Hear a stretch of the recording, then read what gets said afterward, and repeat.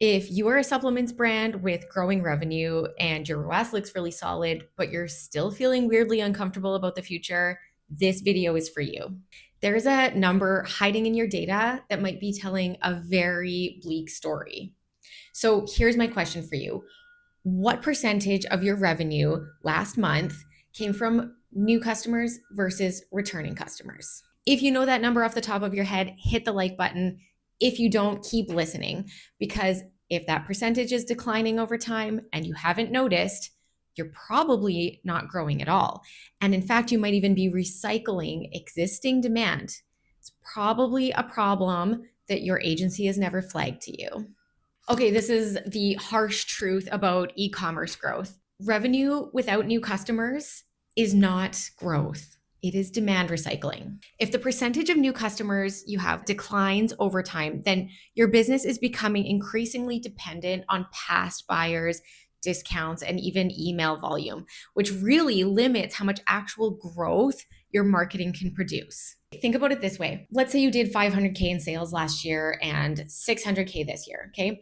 That looks to you on your budget sheet like 20% growth. But what if 90% of that 600K came from customers you acquired in previous years? You didn't grow. You extracted more value from an existing base, and that base will eventually tap out.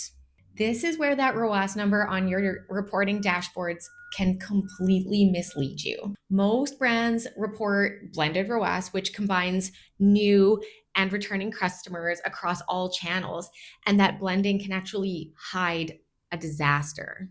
So let me give you a real scenario that I've actually seen. We had a brand report 4x in blended ROAS, okay? Looks healthy, but when we broke it down, their returning customer campaigns had a 12x ROAS, new customer acquisition 0.8x. They were losing money on every new customer while coasting on their existing base. The healthy blended ROAS number was masking an acquisition failure. So here's the scary part.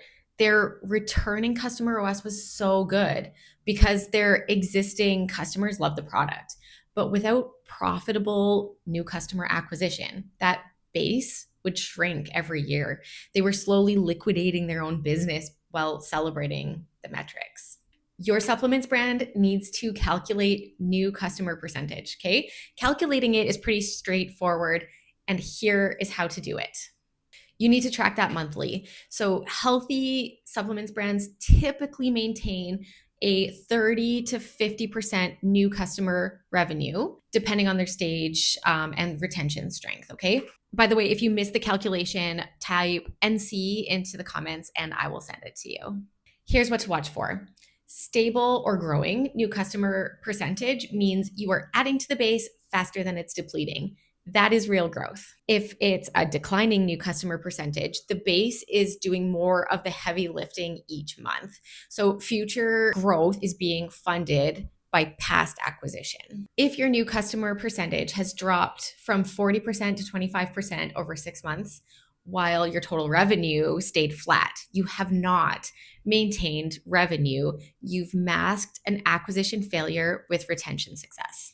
Okay, don't get me wrong, because strong retention is good. I'm not saying you should be ignoring returning customers, definitely not in supplements, but there is a trap here. When your retention is strong, it can become a crutch. You can hit revenue targets without fixing broken acquisition. That might look like celebrating growth that's really just better email marketing to existing customers. And agencies love this because retention campaigns have incredible ROAS. Retargeting your existing customers is very easy. The hard work is in finding new ones.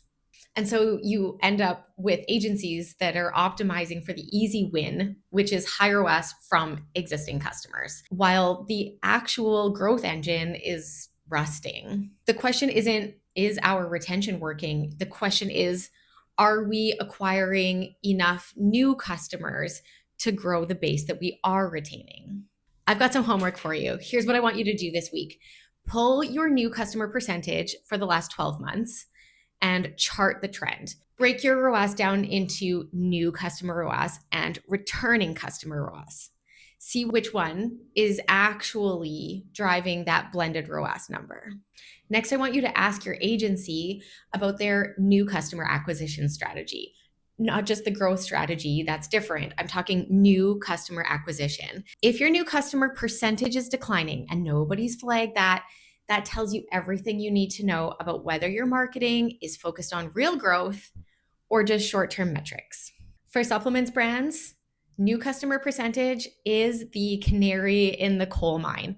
When it starts declining, that means growth is slowing, even if your revenue looks stable. The supplements brands that break through plateaus are not the ones with the best retention, although it is part of the picture. They're the ones who figured out how to profitably acquire new customers at scale while maintaining retention. That is the balance. And that is the real growth equation. And it starts with watching just one number, which is your new customer percentage. If you are not sure what your new customer percentage should be or how to improve it, we break down all of the benchmarks in our free audit. The link to get it is below in the description. And subscribe to our channel if you want to get more on the metrics that actually drive profitable growth specifically for DTC supplements brands. We've got more coming for you here.